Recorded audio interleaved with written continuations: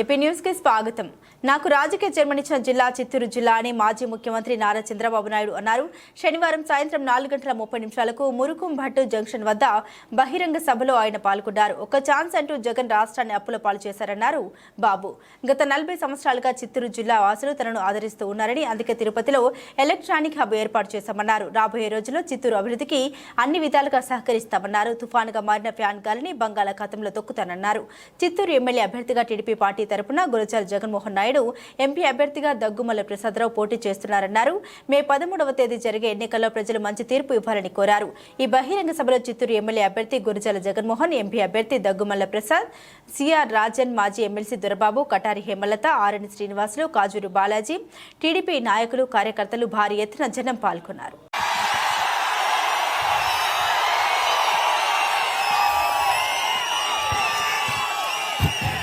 ఏం తమ్ముళ్ళు హుషారుగా ఉన్నారా?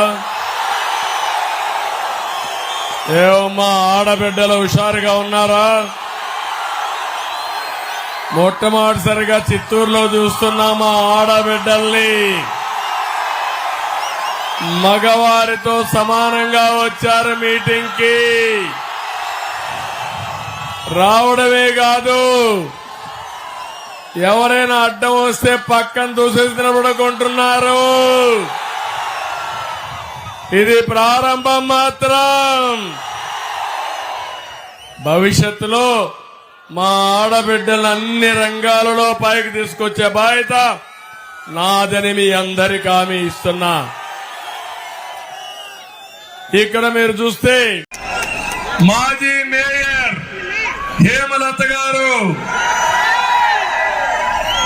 జిల్లా ప్రజా పరిషత్ చైర్మన్, మాజీ చైర్మన్ చంద్రప్రకాష్ గారు, గౌరవనీయులు త్యాగరాజు గారు, బాలాజీ గారు, డికే శ్రీనివాస్, ఆదికేశ్వర నాయుడు గారు అబ్బాయి శ్రీనివాస్ గారు కూడా ఇక్కడే ఉన్నారు. వారికి కూడా స్వాగతం పలుకుతున్నా. జిల్లా తెలుగుదేశం పార్టీ అధ్యక్షుడు రాజన్ గారు, నేను అనుకున్నాను రాజన్ గారికి ఈసారి తప్పకుండా సీట్ ఇవ్వాలని. కొన్ని కారణాల వల్ల ఇవ్వలేకపోయా. నేను ఒకటే మీకు హామీ ఇస్తున్నా, రాజన్ గారికి సముచితమైన స్థానం ఇచ్చే బాధ్యత నాది. తమలో ఇంకా చాలా మంది నాయకులు వేదికపై ఉన్నారు, కానీ ఇప్పటికే సమయం కూడా తక్కువ ఉంది. నేనందరినీ మిమ్మల్ని ఒకటే అడుగుతున్నా, ఈరోజు చివరి దశకు వచ్చాం. నా జిల్లా, నేను పుట్టిన జిల్లా, రాష్ట్రం అంతా తిరిగా చివరి మీటింగ్ ఇక్కడే పెట్టాలని నిశ్చయించుకున్నా. చెప్పాల్సిందంతా ఇక్కడి నుంచే చెప్పాలి రాష్ట్రానికి. అందుకని ఈరోజు చివరి సభ ఇక్కడి నుంచే వెళ్తున్నాను. నాకు రాజకీయ జన్మనిచ్చిన జిల్లా ఇది.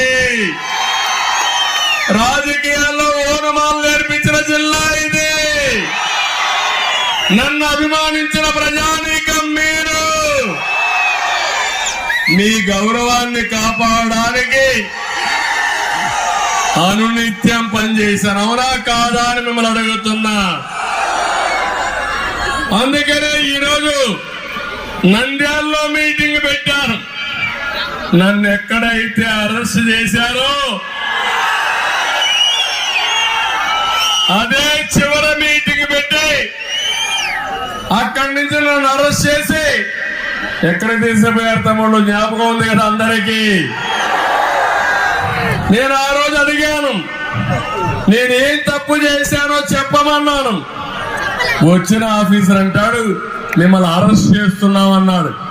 అరెస్ట్ చేయడానికి కారణం ఉండాలా లేదా? చెప్పాలా లేదా?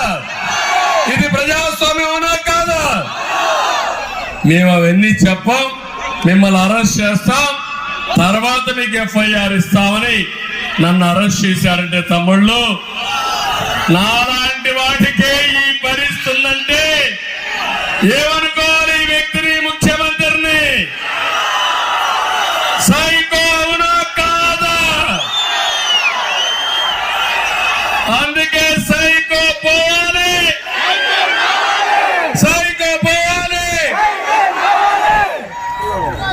45 ఏళ్లుగా నన్ను ఆదరించారు, అడుగడుగును నడిపించారు. చిత్తూరు జిల్లాకి ఎప్పుడు వచ్చేవాడిని. మంత్రిగా వచ్చా, ముఖ్యమంత్రిగా వచ్చా, ఎమ్మెల్యేగా వచ్చా, మామూలు వ్యక్తిగా వచ్చా, ఎవరిని చూసినా గుర్తుపట్టే అవకాశం నాకుంది. ఎందుకంటే ఇక్కడే పుట్టి పెరిగాను. నన్ను ఎంతో అభిమానించారు మీరందరూ, అవునా కాదా? అందుకే మీ రుణం తీర్చుకుంటా ఆ ప్రయత్నమే చేశా.